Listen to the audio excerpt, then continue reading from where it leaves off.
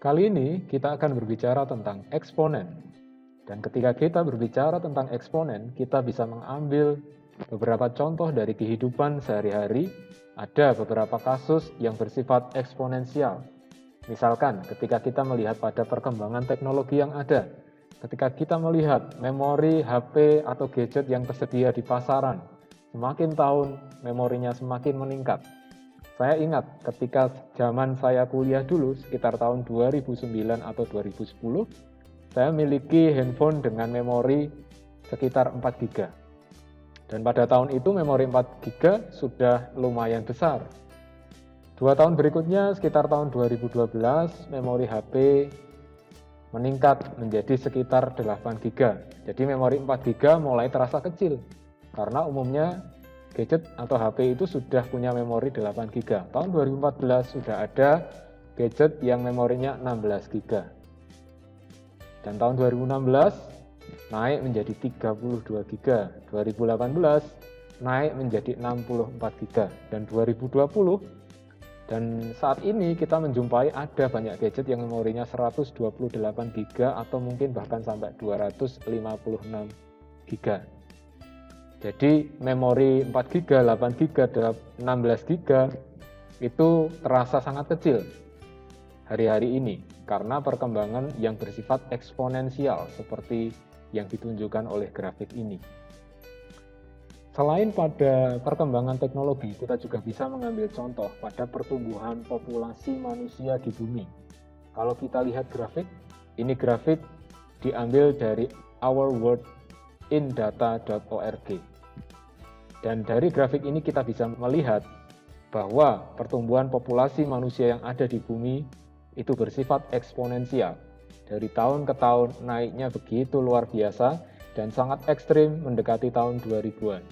Dan pada tahun ini sudah ada 7 miliar manusia lebih yang menghuni bumi ini. Dan dari sini kalian bisa memprediksi kira-kira 50 tahun, 100 tahun yang akan datang, berapa sih manusia yang menghuni bumi yang kita tempati ini? Ada satu tokoh bernama Thomas Robert Malthus, di mana dia mengemukakan sebuah teori bahwa pertumbuhan populasi manusia yang bersifat eksponensial itu menjadi kondisi yang cukup mengkhawatirkan melihat pertumbuhan produksi pangan yang bersifat linear. Itu artinya akan ada satu titik di mana itu disebut sebagai titik kritis, karena ketika melampaui itu, maka pertumbuhan produksi pangan sudah tidak bisa mengimbangi pertumbuhan populasi manusia yang ada di bumi. Sekalipun secara realita banyak yang mengkritik atau menentang teori ini, kalian bisa lebih lanjut mencari tahu apa kekurangan dari teori ini, tapi kita bisa melihat bahwa pertumbuhan populasi manusia yang terus bersifat eksponensial itu menjadi hal yang cukup mengkhawatirkan. Dan ini pula yang mendasari teori evolusi Darwin, karena Darwin juga setuju dengan Malthus. Kemudian untuk studi kasus, misalkan kita punya selembar kertas karton dengan ketebalan 0,5 mm, dan kita tahu jarak bumi matahari adalah 150 juta kilometer. Apa hubungannya mereka? Nanti kita akan lihat. Ketika kita punya kertas dengan ketebalan 0,5 mm dan kita potong menjadi 2, kemudian kita tumpuk, ketebalan tumpukan itu akan menjadi 1 mm. Kemudian 1 mm ini kita potong lagi menjadi 2 bagian dan kita tumpuk lagi, maka ketebalannya akan menjadi 2 mm. Dan ini kita potong lagi, tumpuk lagi 4 mm, lakukan yang sama, kita dapatkan 8 mm.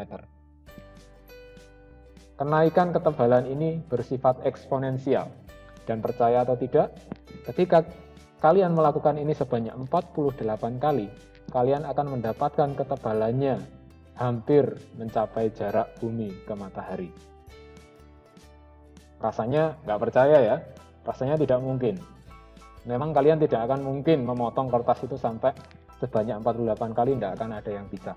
Tetapi secara perhitungan itu memang sangat mungkin. Tidak percaya? Silakan dibuktikan sendiri.